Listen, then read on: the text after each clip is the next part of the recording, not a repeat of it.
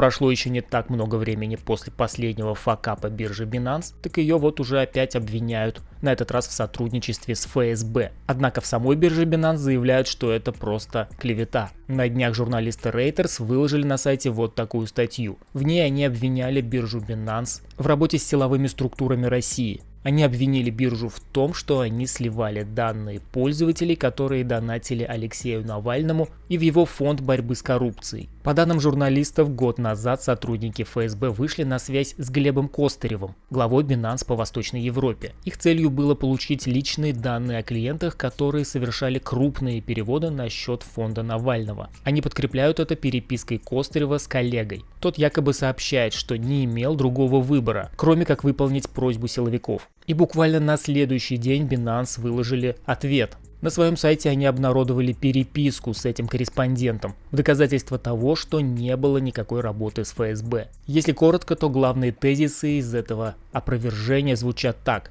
Криптобиржа не передавала пользовательские данные органам, связанным с ФСБ. Однако любые власти или правоохранительные органы в любой стране могут запросить данные клиентов у Binance, при условии, если у них имеются специальное юридическое разрешение. Binance вправе отклонять запросы властей, если на то нет юридических обоснований. Это касается всех стран, включая даже и Россию. И последний тезис: биржа не имела никаких договоров с российскими властями. Глеб Костырев, который якобы встречался с представителями финмониторинга России, официально опроверг эту информацию. Сейчас криптобиржа сама хочет подать в суд на Reuters за клевету. Binance еще раз напомнили о прекращении активных отношений с правительством России после начала военной агрессии. Они еще раз заявили, что полностью соблюдают санкции, в том числе не принимают банковские карты из черного списка. Ну, я думаю, все помнят, как на днях они ввели ограничения на все кошельки российских пользователей, и теперь они не могут хранить на балансах суммы выше 10 тысяч евро, либо эквивалент в любой валюте. Кому в этой ситуации верить, каждый выбирает сам, но я думаю, сотрудничество вполне было возможно, особенно до войны. Тогда Binance активно продвигали свою биржу в России, взяли на работу бывшую сотрудницу Центробанка, какого-то чувака из Mail Group. В общем, всеми силами пытались добиться лояльности от российских властей. Теперь же они заявляют, что из-за войны все их отношения разорваны.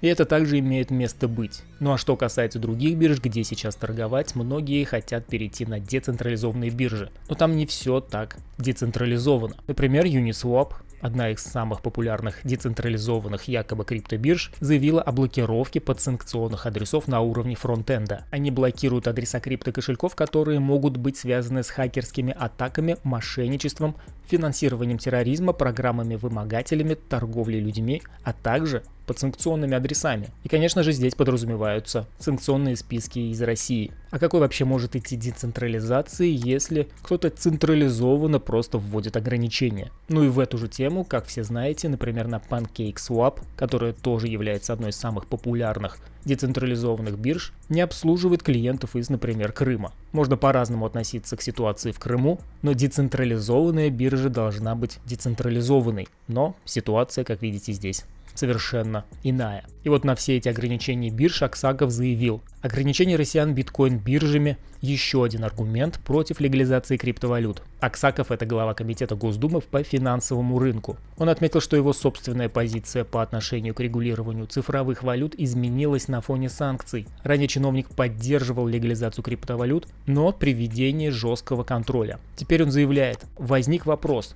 что у нас крупнейшая мировая биржа, не имеющая привязки к отдельной стране, ограничила операции для российских участников этого рынка. Есть такое ощущение, что будут и другие ограничения. Все говорит о том, что крипторынок регулируется из США. Есть в его словах и доля правды. По сути, Binance не обязана была поддерживать европейские санкции, так как не является резидентом Европы. Но она добровольно это сделала. И нет гарантии, что в следующем пакете санкций не будут более жесткие ограничения, которые Binance также поддержит. А теперь давайте посмотрим на сегодняшний день, какие криптобиржи продолжают работать с россиянами. На данный момент какого-то общего мнения у бирж нет. Кто-то прям жестко блокирует счета, кто-то вообще не обращает на россиян внимания. В этой статье рассматривается 15 наиболее крупных по объему торгов криптобирж. Первый — это Binance. В начале марта компания, зарегистрированная на Каймановых островах, по собственной инициативе запретила россиянам использовать карты Visa, MasterCard для ввода и вывода средств. Сейчас действуют ограничения торговли для пользователей с активами более 10 тысяч евро, разрешив только выводить средства на другие адреса. Вторая биржа — это FTX. В конце февраля американская криптобиржа предупредила, что пользователи из России, попавшие под санкции, будут немедленно заблокированы.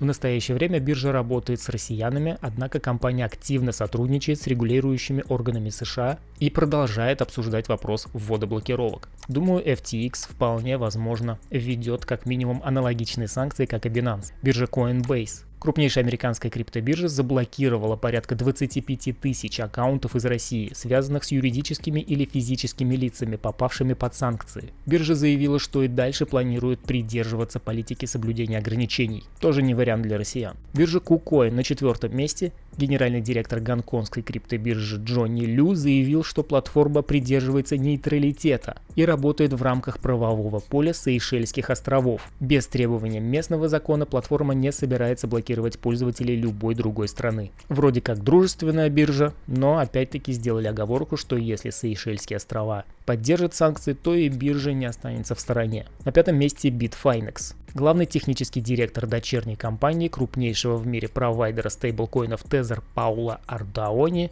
заявлял, что компания не будет в одностороннем порядке блокировать пользователей из России. Это заявление аналогично бирже Binance до того, как они ввели ограничения в 10 тысяч евро. То есть в одностороннем порядке не будут, но и не опровергли возможность введения санкций, если это потребуют регуляторы. 6-я биржа Gemini. Нью-Йоркская компания не дает однозначного ответа на вопрос о работе с россиянами, однако подчеркивает, что находится в юрисдикциях США и Великобритании и должна будет соблюдать требования законодателей этих стран. Gemini 100% не вариант. 7-е место биржа Bitstamp. Базируется в Люксембурге и в комментарии для издания «Вердикт» заявляла, что сотрудничает со всеми регулирующими органами и соблюдает все санкции. Однако компания не наблюдает какой-либо повышенной активности со стороны россиян. То есть россиян на бирже мало, но и даже их с радостью заблокируют, если то потребуют санкции. Тоже не вариант. BitHump. В начале марта южнокорейская криптобиржа начала блокировать IP-адреса российских пользователей, поддерживая санкции, введенные правительством Южной Кореи. Также в дополнение можно отметить, что к ним присоединились к аналогичным санкциям такие популярные южнокорейские криптобиржи, как Upbit, GoPex, Carbit и CoinOne. Также все эти биржи не вариант для россиян. Биржа OKX, бывшая OKEX. Она зарегистрирована на Сейшельских островах, как и KuCoin, и в начале российско-украинского конфликта вместе с Binance выступила против повальных блокировок российских пользователей. Хотя за последний месяц компания не давала комментариев по поводу своего отношения к санкциям. Сейчас россияне могут свободно регистрироваться и торговать на бирже. Ну, то есть очень похоже на позицию Binance, но пока ограничений в 10 косарей не введено, но и не было никаких опровержений. 10-е место биржа Huobi Global. Эта китайская биржа продолжает обслуживать российских клиентов и не анонсировала никаких изменений в политике. Биржа Exmo продала часть российского бизнеса, и эта часть выступает против блокировки всех жителей России. Они заявили, что это противоречит основным принципам криптоиндустрии. Однако, как всегда есть оговорка, биржа намерена соблюдать ограничения, если потребует законодательство. Об этой бирже в прошлом ролике уже говорили подробнее. 12-я биржа — это Kraken. В конце февраля генеральный директор платформы Джесси Пауэлл заявил, что платформа не может заблокировать счета российских пользователей без соответствующего юридического требования. Однако предупредил, что россияне должны быть готовы к тому, что требования могут появиться. Позже, в начале марта, Пауэлл подтвердил, что биржа не будет трогать российские аккаунты без законного основания. То есть такая же популярная позиция. Сами блокировать не будем, будут основания, с радостью заблокируем. Также похожа позиция на Binance. Еще одна биржа, 13-я, Gate.io. Последний комментарий по поводу ситуации китайская криптовалютная биржа дала в конце марта. В компании заявили, что не планируют блокировать пользователей из каких-либо регионов, разве что, как всегда есть оговорка, для этого будут основания в соответствующие решения со стороны властей. Так же, как и Binance, могут ввести дополнительные ограничения, если будут санкции. А санкции с европейской стороны уже есть. Предпоследняя биржа в этом списке — CoinCheck. Президент токийской криптобиржи Сатоши Хасуо заявил, что компания будет сотрудничать с Японской ассоциацией обмена виртуальными и криптоактивами, чтобы понять, какие конкретные меры могут ограничить возможность россиян в обходе санкций с помощью цифровых валют. То есть ограничения будут. И биржа BitGet на 15-м месте, сингапурская криптобиржа, объявила, что не собирается следовать примеру других площадок и не станет пересматривать свою политику в отношении россиян. Напротив, платформа намерена расширять список сервисов для россиян. Пока самой лояльной выглядит из этого списка биржа Huobi. Она просто отмалчивается. Большинство из остальных бирж высказываются, что блокировать не будут, но у всех есть оговорочка, что будут подчиняться законам и требованиям регуляторов и той страны, в которой находится. Также здесь не присутствует биржа Bybit. Она пока также отмалчивается и не заявляет о каких-то блокировках. Если подытоживая,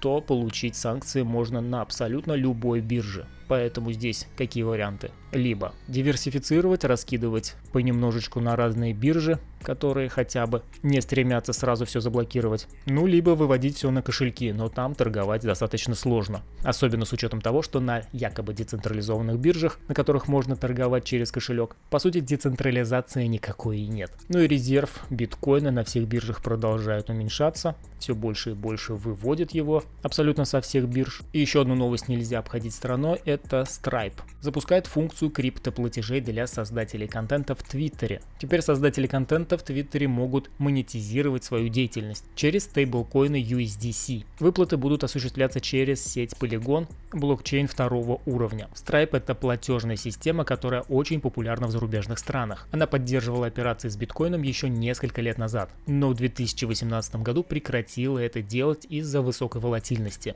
Но опять-таки даже в этом случае присутствует Dianon.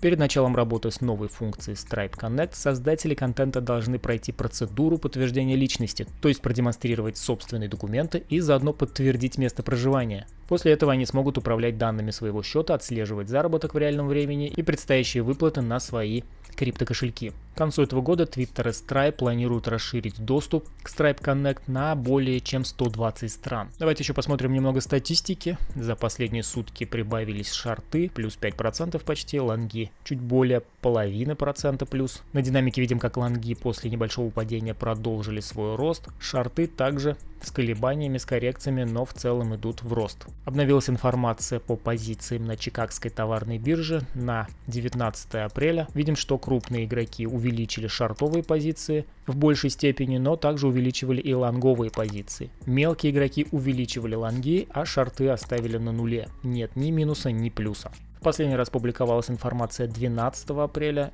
и с тех пор, с 12 апреля по 19 апреля, мы видели в целом рост биткоина. Он составил примерно чуть более 4%. То есть в очередной раз мелкие игроки оказались правыми, то что увеличили лонговые позиции. Крупные игроки в большей степени потеряли, но были и те, кто продолжал лонговать. Индекс страха и жадности на сегодняшний день находится в экстремальном страхе, 24 цифры, как и вчера. Обеспокоенность трейдеров становится все больше и больше. Снова нет уверенности в дальнейшем росте. Также давайте отметим, что третий топовый кошелек, за которым мы следим, купил еще немного биткоинов, 300 штук, и сделал он это после того, как 20 числа он продал 1500. Что у нас изменилось на графике биткоина? Давайте посмотрим. В последний раз, когда мы смотрели, ожидалось еще одно падение после одного импульса. Так это и произошло. Мы по-прежнему не пробили вот здесь лой, не пробили стоп, не вынесли его. Сработало еще несколько лимитников. Давайте это все удалим. Средний закуп у нас примерно находится вот на этом уровне, в районе как раз таки 40 тысяч.